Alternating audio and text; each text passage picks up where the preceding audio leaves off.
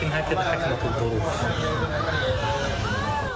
هذا هو حال الأطفال الخدج في حضانة مستشفى الشفاء. Israel is waging a war on hospitals across the northern Gaza Strip.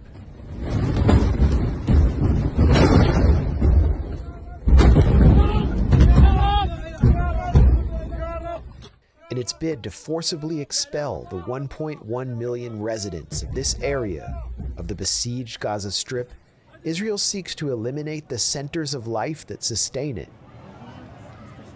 Medical centers are therefore a top target.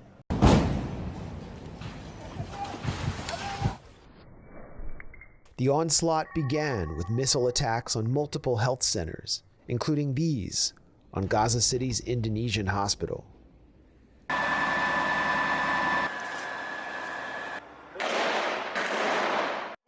Israeli forces then laid siege to Gaza's largest hospital, Al-Shifa, throughout the weekend of October 11th.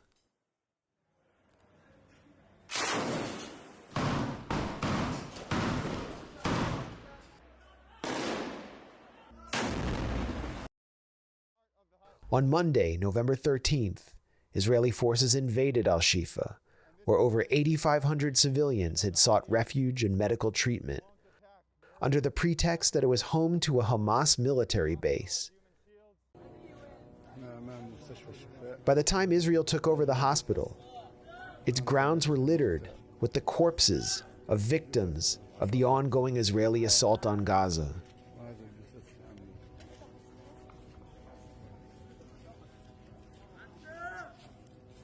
The Director General of Gaza's Ministry of Health said that stray dogs had entered the courtyard and were eating the dead bodies. As supplies dwindled, doctors were forced to transfer premature babies from their incubators to regular beds, putting their lives in danger.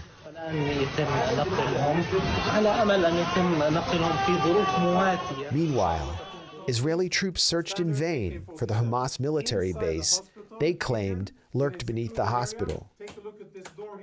And U.S. President Joe Biden endorsed the Israeli raid by echoing Israel's bogus claims. Can you tell us what kind of evidence you have seen that Hamas has a command center under Al-Shifa hospital?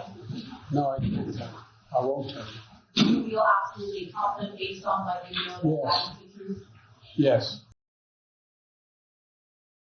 Behind me, you can see piles of medical waste. The Grayzone's Anya Parampil and I visited Al-Shifa Hospital in February 2018.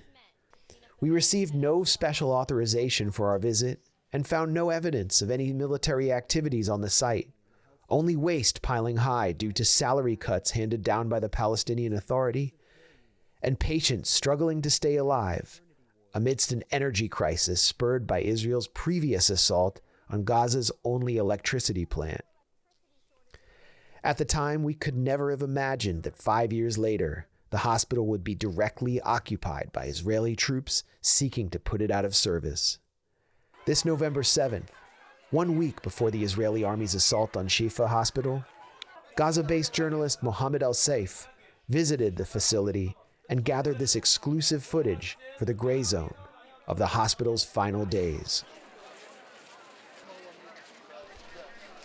Outside Shifa, thousands of refugees from the nearby Rimal neighborhood clutter the hospital courtyard. All of their homes have been destroyed by Israeli missile strikes, and they have nowhere else to go. 80% of all residential structures in northern Gaza have been completely or partially destroyed by Israeli bombing. The situation of the hospitals keeps getting worse day after day. The occupation targets everything. It targeted Al-Rantisi Children's Hospital yesterday, and 4 were martyred. And it targeted the Al-Nasser Children's Hospital as well, and earlier it targeted the Al-Shifa Hospital, and before it the Indonesian Hospital, and that morning the Al-Quds Hospital. So this is an attack on the Palestinian hospitals in the Gaza Strip. The hospitals are in dire straits. Everything is starting to run out, from medical equipment to medication to hospital bed space to ER bed space. The patients, as you can see, are in the streets. Every centimeter is lined with an injured person. We are losing some of the injured because we no longer have any place for them. Some of the injured have gotten their injuries infected, and that puts them in serious risk. Also, there is a fuel shortage. Today we had to take the decision to stop 6 operating rooms. That's not something that should happen during a war, but we had to ration the remaining fuel for use in the ER, maternity wards, and some surgeries. The situation is miserable any way you look at it. With every hour that passes, injured are dying, patients are dying, and kids are dying. We are sick of the empty appeals of the world. People need to come here to demand the protection of hospitals and to provide us with aid, send fuel, military equipment, and medication to the Gaza Strip as soon as possible. Otherwise, more disasters will befall us.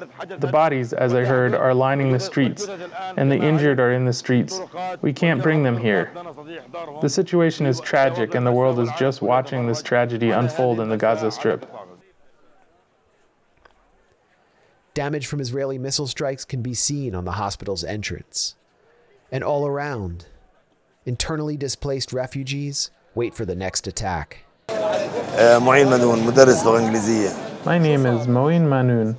I'm an English teacher. What happened earlier with the shelling? I was sitting in the maternity ward building with my family. We heard an explosion, and we came out. They said that it was Al-Quds building with its solar panels. I didn't see it myself, but the kids did. Why do you stay here considering there's shelling? We consider this place relatively safe, but to be honest, there is no safety. The occupation is treacherous and does not care about anything. Earlier, they bombed the Al-Ali hospital, and today they bombed the Al-Rantisi Children's Hospital. 4 people were martyred, a man and 3 women. There's no place that's safe in Gaza. We have no one but God. And that's enough for us in the Gaza Strip. We call on the Arab world to put their guns to the side. We don't need your guns. Just supply Gaza with wheat. Inside the hospital, some of the 26,000 wounded by the Israeli onslaught fight for their lives as fuel supplies dwindle.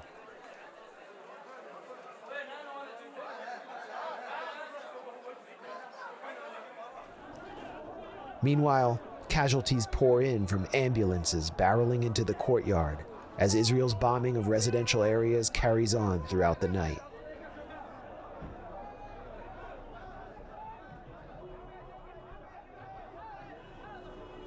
Doctors across Gaza continue to hold firm against violent Israeli intimidation. Since Al-Shifa was taken over by invading Israeli soldiers, all 54 patients in the intensive care clinic have died. The mortuary is overflowing with decomposed bodies, and the lack of fuel means no power for the incubators that have kept the premature babies alive.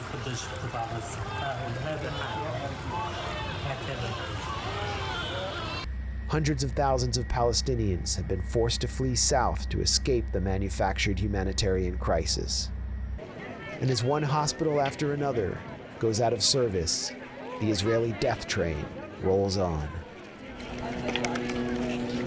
As Gaza's civilian death toll crossed 11,000, Avi Dichter, the former head of Israel's General Security Services and the current Minister of Agriculture, promised a new Nakba, referring to the systematic campaign of ethnic cleansing that drove 750,000 Palestinians off their land in 1948. אם תרצה, נכבת עזה. מקדמים. זו נכבת עזה. מבחינה מבצעית אין אפשרות לנהל מלחמה כמו שצה"ל רוצה לנהל אותה בתוך שטחי עזה, כשההמונים נמצאים בין הטנקים ובין החיילים. זו נכבת עזה, אבי דיכטר. נכבת עזה 2023.